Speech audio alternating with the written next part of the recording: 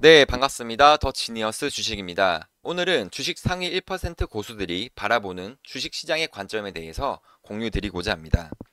사실 주식시장에서 가장 중요한 것은 기업 분석도 아니고 차트 분석도 아니고 주식시장의 돈의 큰 흐름을 이해하는 것입니다. 주식시장에서 살아남아서 지속적으로 돈을 벌기 위해서는 결국 주식시장에 돈이 어디로 몰리는지 파악하는 것이 매우 중요합니다. 즉, 주식 고수가 되기 위해서는 돈이 어디로 흘러가고 움직이는지 눈치가 정말 빨라야 된다는 것입니다. 주식 공부는 기업 분석만 잘해서도 안 되고 차트 분석만 잘해서도 안 됩니다. 주식시장에서 서울대생이 주식을 공부를 한다고 해서 수익을 계속 꾸준하게 잘 낼 수 있을까요? 아니면 기업 분석을 전문적으로 하는 애널리스트들이 수익을 잘 낼 수 있을까요?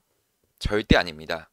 즉, 주식시장에서 진정한 고수란 기법과 심리는 기본이고 주식시장에서 수많은 풍파를 겪어가면서 경험한 것들을 바탕으로 주식시장과 세계 경제의 돈이 어떤 방향으로 흘러가는지 그 흐름, 큰 맥락을 이해하는 것이 매우 중요합니다. 우선 우리나라 주식시장을 이해하기 위해서는 세력에 대해서 잘 이해를 해야 합니다. 인정하긴 싫겠지만 대형 우량주를 제외한 나머지 8, 90%의 중소형주들은 세력들에 의해서 주가가 관리되고 있는 것이 사실입니다. 그래서 주식시장에서 돈을 잃지 않고 계속 수익을 내기 위해서는 세력들을 이해하고 세력들의 관점에서 그 의도와 움직임을, 패턴들을 잘 포착해야 합니다.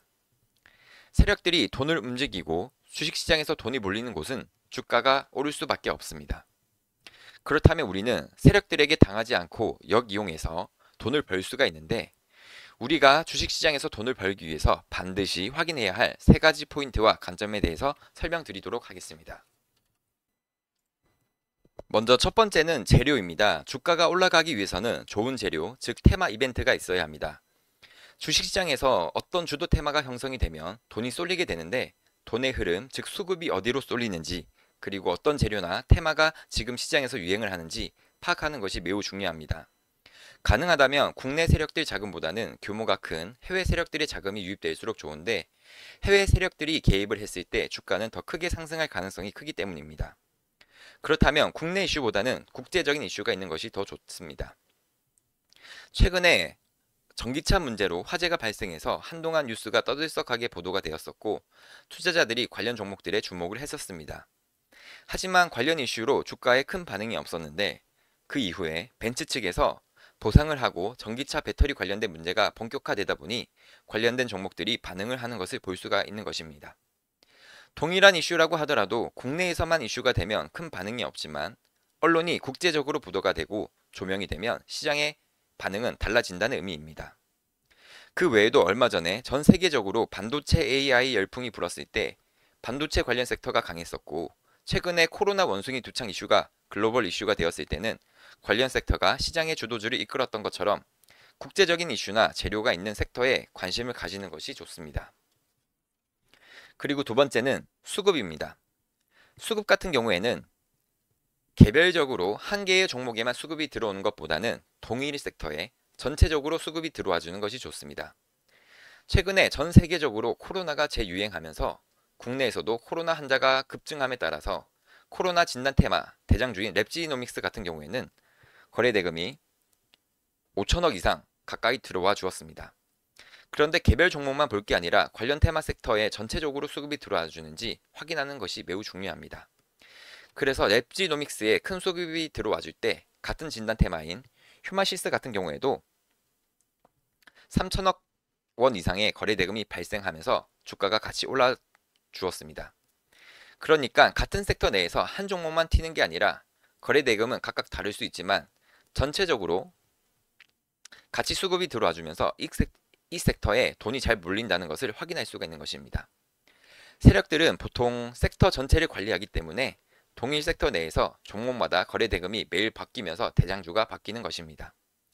그런데 반면에 개별적으로 수급이 들어와주는 경우도 있는데 그럴 경우에는 하루만 반짝 올랐다가 바로 내려버리는 경우도 많기 때문에 그래서 웬만하면 가능하면 테마가 묶여서 다 같이 상승하고 섹터 내에서 순환매가 일어나는 종목들 위주로 보시는 게 좋습니다.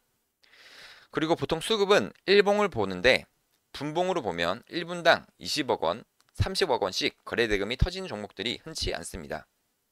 강한 메이저급 세력들이 관리하는 종목은 장 시작할 때부터 끝날 때까지 거래대금과 거래량 비율이 유지가 되는데 그 의미는 그만큼 거래 회전이 잘 된다는 의미이고 주가 상승 동력의 필수 조건이기도 합니다.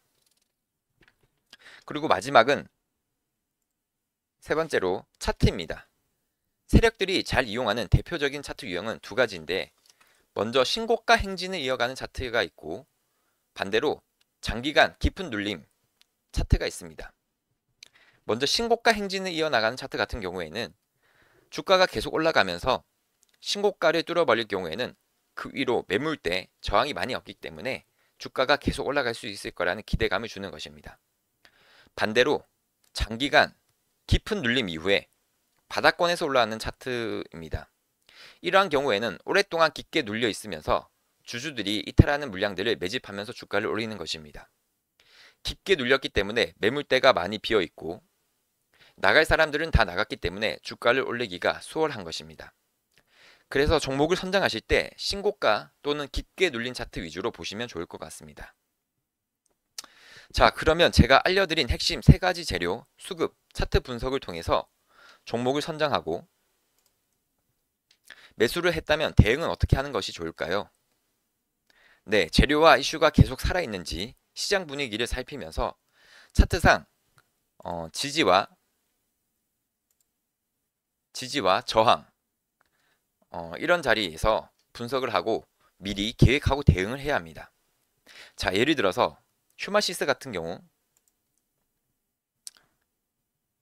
급등 이후에 거래량이 줄면서 급격하게 주가가 조정을 하였습니다.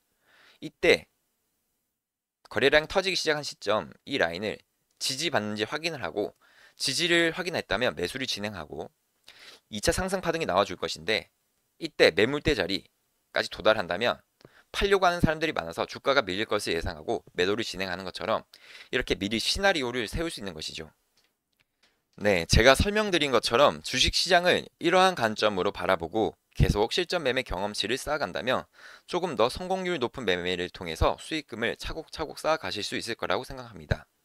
저 역시도 이러한 세 가지 관점을 통해서 주식을 매매를 진행하고 있는데 성공률 90% 확률로 매매를 성공적으로 이끌어가고 있습니다. 그러니까 여러분들도 꼭 공부를 하셔서 실전 매매 경험을 통해서 수익을 내시길 바라겠습니다. 감사합니다.